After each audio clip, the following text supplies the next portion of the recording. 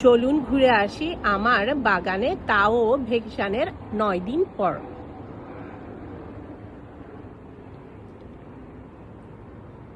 Summer ভ্যাকেশনে যাওয়ার আগে খুব চিন্তায় ছিলাম, ভ্যাকেশন থেকে এসে আমার বাগানের কি অবস্থা হবে, ঠিক থাকবে নাকি ফলগুলো, ফুলগুলো, গাছগুলো।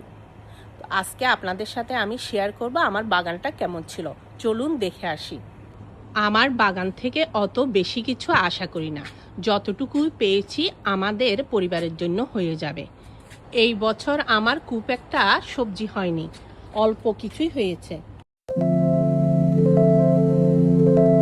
কতগুলো ক্যাপসিকাম একসাথে একটি গাছে, একটি ক্যাপসিকাম গাছে এত ফলন আমি আশা করিনি।